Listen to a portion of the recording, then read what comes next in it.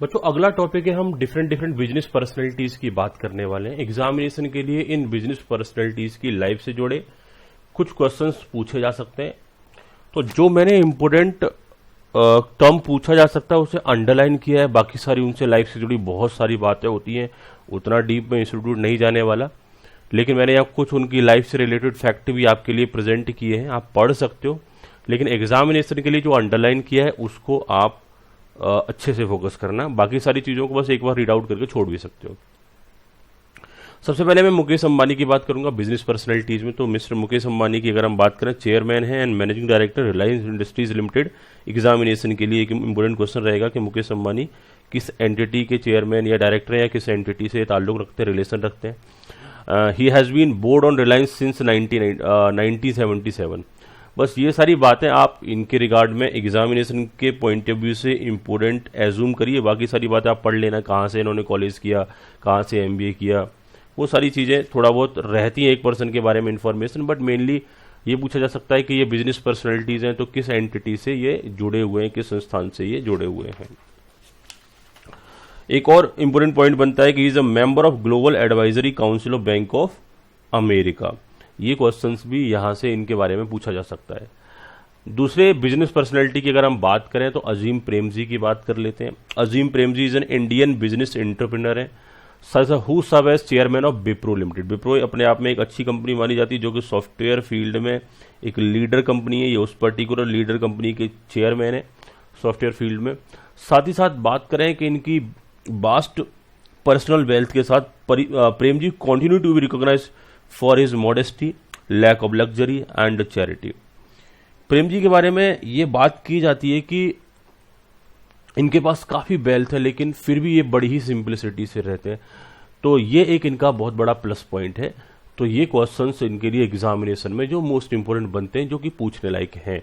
तो प्रेम जी का जो रिलेशन है वो कौन सी कंपनी से, सॉफ्टवेयर इंडस्ट्री से है। दूसरा जो रिलेशन है इनका, जो चेयरमैन है वो विप्रो लिमिटेड के चेयरमैन है। दूसरा बड़ी ही सिंपलिसिटी से रहते हैं। ये सारे क्वेश्चंस यहाँ पर आपसे पूछे जा सकते हैं, बाकी जस्ट आप रीड आउट कर लेना।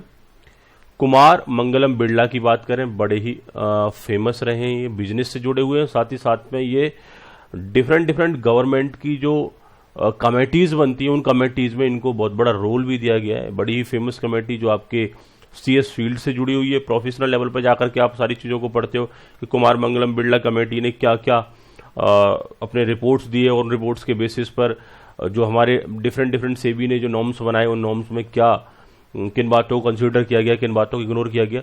तो कुमार मंगलम बिरला एक अपने आप में एक अच्छी पर्सनैलिटीज है। इन्होंने बोला है कि कुमार मंगलम बिरला जो रिलेशन रखते हैं वो आदित्य बिरला ग्रुप से रखते हैं, ये एक इंपॉर्टेंट पॉइंट रहेगा।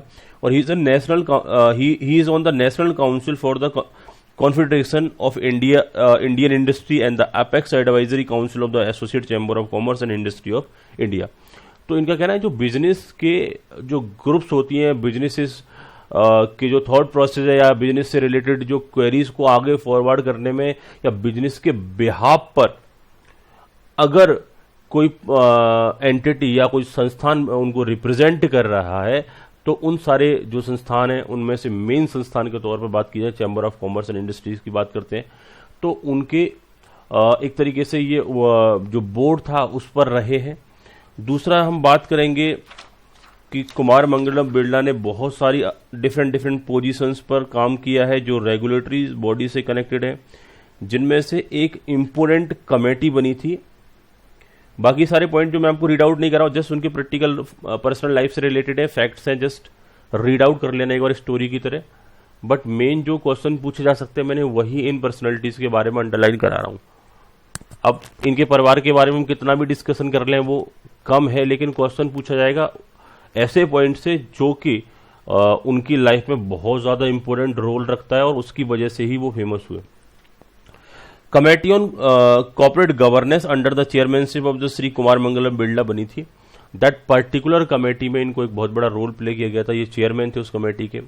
और सेबी ने इसी के बिहाफ पर, उनकी रिकमेंडेशन के बिहाफ पर अपना जो लिस्टिंग एग्रीमेंट होता है जो कि लिस्टेड कंपनी के लिए होता है, उस लिस्टिंग एग्रीमेंट में काफी सारे अमेंडमेंट्स, चेंजेस करे थे। इसके बाद हम बात कर लेते हैं रतन टाटा जी की। रतन टाटा की बात करें तो टाटा सन्स के ये चेयरमैन है। ये पॉइंट एक एग्जाम के लिए मेंटेन कर लेना। और ये टाटा ग्रुप की अगर हम बात करें तो Tata group different different field में काम करता है, तो उसके चेयरमैन डिफरेंट डिफरेंट डेट पर है। तो बस मेनली यही, बाकी सारा फुल नेम क्या है, बाकी सारी चीज़ें उतना ज़्यादा इंपॉर्टेंट आपके लिए नहीं रहेंगी इसमें से। आगे हम बात करेंगे नेक्स्ट बिजनेस पर्सनैलिटी के बारे में बात करें, लक्ष्मी मित्तल। लक्ष्मी मित्तल की बात करूं तो ये स्टील के फील्ड में बड़े ही फेमस बिजनेस पर्सनैलिटी हैं, और जो कि यूके में चलती है इनकी company. He is a chairman and CEO of Arcelor Mittal. Arcelor Mittal जो एंटिटी है वो वर्ल्ड वाइड जानी जाती है स्टील मेकिंग कंपनी के तौर पर। तो काफ़ी फेमस पर्सनैलिटीज़ हैं और आर्सेलर मित्तल से इनका कनेक्शन है। दूसरा हम बात करें गौतम अडानी। गौतम अडानी की बात करेंगे तो ये अडानी ग्रुप के चेयरमैन हैं, ये इंपॉर्टेंट क्वेश्चन रहेगा। बाकी सारी चीज़ें उनकी पर्सनल लाइफ से रिलेटेड है, उतना ज़्यादा एग्जामिनेशन के पॉइंट ऑफ व्यू से इंपॉर्टेंट नहीं है। हिंदुजा ब्रदर की बात करें तो Hinduja brother is an Indian conglomerate company. Conglomerate का मतलब होता है बच्चों जो बहुत सारे प्रोडक्ट में डील करती हो। based in Mumbai, India, company is involved in a wide range of activities like including the foundries, import, export, trading, motor vehicles, banking, call center and healthcare. Founder थे हिंदुजा ब्रदर्स के परमानंद हिंदुजा। ये question आपके important रहेंगे जो टिक करवा रहा हूं। Godrej family की मैं अगर बात करूं, गोदरेज नाम तो सुना ही होगा आपने। गोदरेज नाम उनसे पूछो, बच्चे कह रहे हैं लोगों से ही पहचान में आ रहा है सर, बालों पर शाइनिंग लाने के लिए गोदरेज का इस्तेमाल करें। चलो और भी आते होंगे, मुझे एग्जैक्टली उतना नहीं पता। तो गोदरेज फैमिली की मैं बात करूं तो Godrej family is an Indian Parsi family, और साथ ही साथ इन जो गोदरेज ग्रुप है इनका बहुत बड़ा रोल रहा। दैट मीन्स ये एक पॉइंट हो सकता है, बस इसे रीड आउट कर लेना। शिव नाडर की बात कर लें, बिलियनियर इंडस्ट्रियल हैं।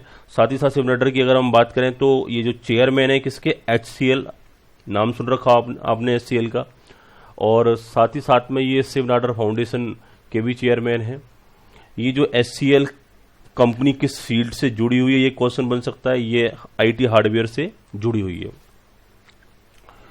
आगे हम बात करें वर्ल्ड वाइड अदर बिजनेसमैन की बात करें, टिम कुक जो CEO है most valuable company in the world, that is Apple. Apple खाने वाला एप्पल नहीं बेटा, मोबाइल वाला एप्पल जो है, मोबाइल लैपटॉप बहुत सारे प्रोडक्ट आते हैं एप्पल के, तो बड़ा काफ़ी वैल्यूएबल प्रोडक्ट इन्हें ट्रीट किया जाता है। तो Tim Cook that particular company के CEO हैं।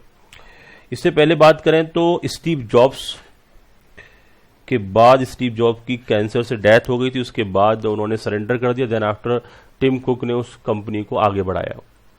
ये कहीं ना कहीं इसके जो फेमस प्रोडक्ट है आईफोन वगैरह, ये टिम कुक की कंपनी जो है एप्पल, इसके ही आया करते हैं बच्चों।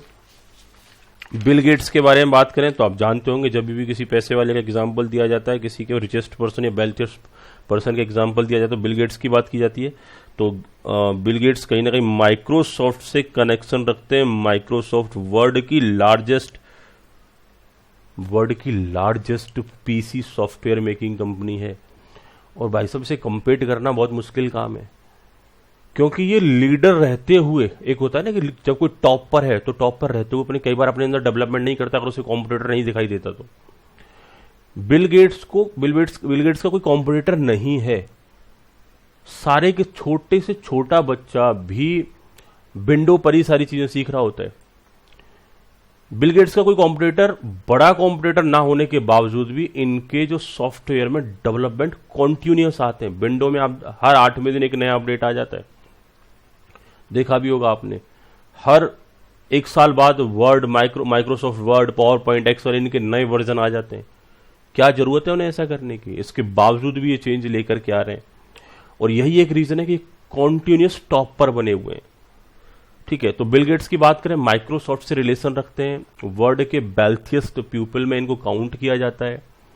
साथ ही साथ ये चैरिटी में भी बहुत बिलीव करते हैं, तो इन्होंने एक Gates foundation, Bill and Melinda Gates foundation बना रखा है। ये इनके लिए इंपोर्टेंट क्वेश्चन हो सकता है। वॉरेन बफेट की मैं बात करूं तो एक इन्वेस्टर हैं और मोस्ट सक्सेसफुल इन्वेस्टर्स हैं। इनके बारे में एक बात बोली जाती है, इन्हें विजार्ड ऑफ ओमाहा बोला जाता है, क्योंकि ओमाहा एक लोकेशन थी जहां पर इनका बर्थ प्लेस है। वेल्थिएस्ट पीपल में से काउंट किया जाता है इनको भी। और साथ ही साथ सबसे खास बात तो इनकी है कि इन्होंने डिक्लेयर कर दिया है कि मेरी डेथ के बाद मेरी 99% वेल्थ को चैरिटी के वर्क के लिए यूज किया जाएगा। तो इसलिए ये बहुत ज्यादा फेमस है। वॉरेन बफेट्स की बात करें, एलन मस्क की बात कर लें, साउथ अफ्रीका के बिजनेसमैन है, इन्वेंटर भी हैं और इन्वेस्टर भी हैं। इन्वेंटर मतलब कुछ नई चीजें फाइंड आउट करना, और इन्वेस्टर मतलब डिफरेंट डिफरेंट एंटिटीज में पैसा लगाना या बिजनेस में पैसा लगाना। एलन मस्क की अगर मैं बात करूं तो widely known as the founding of the PayPal. PayPal एक तरीके से आप समझ सकते हो, हमारे यहाँ Mastercard, Visa, RuPay card चलते हैं ज्यादातर। रुपे कार्ड जो होता है वो इंडियन पेमेंट अप्रूविंग अथॉरिटी होती है। आपने देखा होगा कि आप अपने कार्ड को किसी भी एटीएम में लगाते हो, पैसे विड्रॉ कर लेते हो। कार्ड आपका एसबीआई का है, पीएनबी में आपने एटीएम लगाया, पैसे निकाल लिए। कार्ड आपका पीएनबी का है, एसबीआई में एटीएम लगाया, पैसे निकाल लिए। ये कैसे पॉसिबल होता है? कार्ड जो एटीएम मशीन होती है ये नहीं समझती कि इसमें पीएनबी लिखा है या एसबीआई लिखा है, वो कुछ नहीं जानती। वो जानती है वो कार्ड जो वीजा है, मास्टर है, मैस्ट्रो है, रुपे कार्ड है, वो इन टर्म्स को पहचानती है।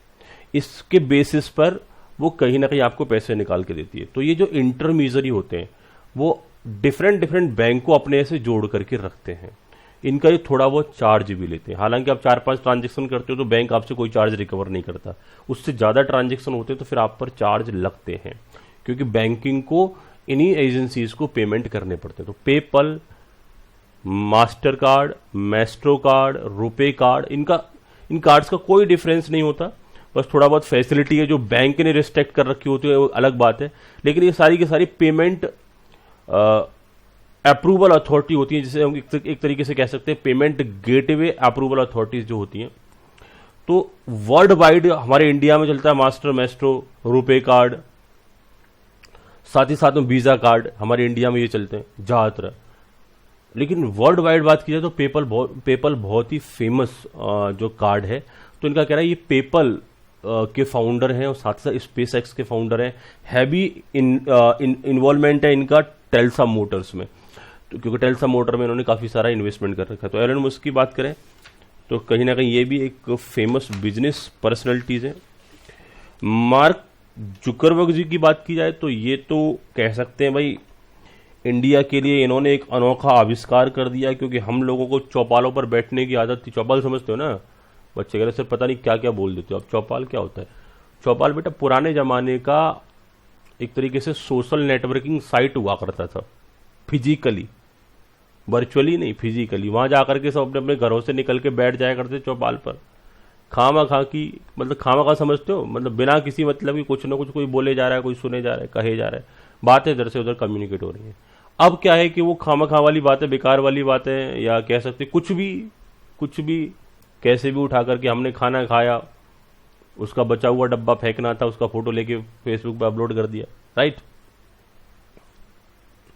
तो ऐसी चीजें अब हम फेसबुक पर डालते हैं। अब जो चौपाल है हमारी ई चौपाल हो गई है, डिजिटल चौपाल हो गई है। तो डिजिटल चौपाल के पीछे बहुत बड़ा रोल मार्क जुकरबर्ग जी का है। इन्होंने फेसबुक को इन्वेंट किया, साथ ही साथ इसके को फाउंडिंग थे फेसबुक के, जिन्होंने फाउंड किया, और बड़े ही फेमस पर्सनैलिटीज हैं। इंटरनेट के फील्ड में इनका कहीं ना कहीं बहुत बड़ा योगदान है। बहुत ज्यादा देखो इनकी डेट ऑफ बर्थ वगैरह ये रिटेन मत करना, रिटेन कर भी नहीं पाओगे आप, दिक्कत रहेगी और बहुत ज्यादा कंफ्यूजन्स रहेंगे। जो की पॉइंट्स जो मैं आपको अंडरलाइन करवा रहा हूँ बस उन्हीं पे फोकस करना, ज्यादा फोकस नहीं करना, नहीं पूछा जाएगा ज्यादा आपसे। जेफ बेजोस की बात करें तो ये एक अमेरिकन इंटरनेट एंटरप्रेन्योर हैं, प्रोपराइटर भी और इन्वेस्टर भी हैं, फाउंडर हैं एक फेमस कंपनी अमेजन। कई बार बोला जाता है ना, मतलब मजे लेके अमेजन का नाम अम्मीजान। कहां से मंगवाया? अमेजन से ऑर्डर कर दिया, उसे सामान आ गया। अमेजन कंपनी के जो इनका कहना चाहिए फाउंडर या सीईओ कहेंगे इन्हें, तो ये एक अपने आप में एक फेमस कंपनी है और अमेजन वर्ल्ड वाइड काफी जानी जाती है। फ्लिपकार्ट का अगर हम एग्जिस्टेंस की बात करें तो इंडिया में ही ज्यादा है, लेकिन अमेजन वर्ल्ड वाइड इस फील्ड में काम कर रही है। अगला जो टॉपिक रहेगा बच्चों हमारा फेमस लीडर्स का रहेगा। देखो इनके बारे में जो फैक्ट मैं आपको प्रेजेंट करवा रहा हूं, सबसे बड़ी बात यह है कि एग्जामिनेशन के टाइम पर हम 100% सारी चीजों को रिटेन नहीं रख सकते लास्ट डे। हमको वो की पॉइंट चाहिए जो एग्जामिनेशन में पूछा जा सकता है। वो की पॉइंट्स मैं आपको निकाल के दे रहा हूं। बाकी सारी चीजें होती है लाइफ, किसी की लाइफ के बारे में स्टडी करना, रीड आउट करना, इसमें समझाने वाली बात कोई बात है नहीं। इवन तो जीके सारी रटने वाली बात होती है, लेकिन स्टिल वो पॉइंट हमें आइडेंटिफाई करना है कि देखो यहां से क्वेश्चन बन सकता है। तो मैंने वो जो अंडरलाइन कराए इन सारे केसेस में, बस उनको ही पढ़ना, ज्यादा चक्कर में मत पढ़ना कि इसको भी रट लूं इसको भी रट लूं। होगा क्या, उसमें से आएगा नहीं, अननेसेसरी आपके ऊपर प्रेशर बढ़ेगा, आप भूलोगे, आपके ऊपर प्रेशर आएगा। और इतना रिलैक्स होकर के पढ़ना है एग्जाम के टाइम तक, इतना रिलैक्स होकर पढ़ना है कि बहुत ही आसान है, आसानी होगा, बहुत ही आसान। फेमस लीडर पक्का पास करोगे आप सारे के सारे, लेकिन उसके लिए कॉन्फिडेंस हाई होना चाहिए आपका। कॉन्फिडेंस डाउन हुआ, अभी क्या है पता है, अभी जैसे जैसे एग्जामिनेशन जैसे पास आ रहे हैं तो बहुत सारे इंस्टीट्यूशंस, बहुत सारे पर्सन आपको कॉल करेंगे, बताएंगे हमारी ये सर्विस ले लो, हमसे ये टेस्ट सीरीज ले लो। इतना कुछ बकवास भर देते हैं उसमें, बच्चा पढ़ पढ़ के इतना कंफ्यूज हो जाता है, उसे लगता है कि मुझे तो कुछ आता ही नहीं है। भाई साहब सारी चीजों से तौबा कर लेना, अलग कर देना, क्योंकि देखो क्या है, उन्होंने आपको 1000 ऑब्जेक्टिव क्वेश्चंस दे दिए। अब 1000 ऑब्जेक्टिव क्वेश्चन बनते कैसे हैं, मैं भी फ्रेंकली बता रहा हूं। 1500 रुपए में रेडीमेड कंटेंट प्रिपेयर होते हैं, वो आपको ऑब्जेक्टिव क्वेश्चन बना के दे देते हैं। 3-4 हजार ऑब्जेक्टिव क्वेश्चन बना के दे दिए 1500 रुपए में। अब उसमें क्या है, वो किसी भी बुक के टॉपिक से रिलेटेड उठा के दे दिए, वो आपके सिलेबस से कनेक्टेड है भी या नहीं भी। आपके एग्जाम में वो कभी नहीं आना, लेकिन आपके ऊपर एक बर्डन डाल दिया कि इसे रिवाइज कर लेना। किसी ने उठा के टेस्ट सीरीज दे दी कि मैं आपके ऑनलाइन टेस्ट सीरीज करा रहा हूं, और उसमें वही सारे क्वेश्चन बैकअप में डाल दिया। आप उन्हें पढ़ पढ़ के कंफ्यूज हुए जा रहे हैं, आपको लग रहा है कि हमें तो कुछ आ ही नहीं रहा, जबकि इन रियलिटी में आप अपने पैर पे खुद कुल्हाड़ी मार रहे हैं। कुल्हाड़ी समझते हो ना, पुराने जमाने में पेड़ पौधों को काटने का हथियार हुआ करता था। एक कहावत है कि अपने पैर पे खुद कुल्हाड़ी मारना, मतलब अपना पैर खुद ही काट लेना, मतलब अपने मार्क्स को खुद ही कम कर लेना। बेटा जो ऑब्जेक्टिव क्वेश्चन मैं आपको बना के दे रहा हूं टेस्ट सीरीज में, वो आपकी स्टडी मटेरियल के कहीं से भी एक पॉइंट बाहर नहीं है। एक एक क्वेश्चन आपको मैं यहां से जो की पॉइंट्स हैं उन्हीं से कलेक्ट करके चुन चुन करके मैं आपको दे रहा हूं, उससे बाहर नहीं आएगा। बस वही ऑब्जेक्टिव क्वेश्चन पढ़ने, उसके अलावा एक भी ऑब्जेक्टिव क्वेश्चन कहीं से मत पढ़ना। लास्ट टाइम तक जो मैं की पॉइंट टिक करवा रहा हूं बस उन्हीं को पढ़ो, इनके अलावा कुछ मत पढ़ो। पास आराम से हो जाओगे, टेंशन फ्री पास हो जाओगे। ये से नो, और बहुत अच्छे मार्क्स आएंगे। जितने रिलैक्स रहोगे उतने अच्छे मार्क्स आएंगे। आगे हम बात कर रहे हैं बेटा फेमस लीडर्स के बारे में। फेमस लीडर्स में मोदी जी की बात ना करें सबसे पहले तो गलत होगा ना, चलो मोदी जी की बात कर लेते हैं। स्टार्ट करते हैं फेमस लीडर्स को।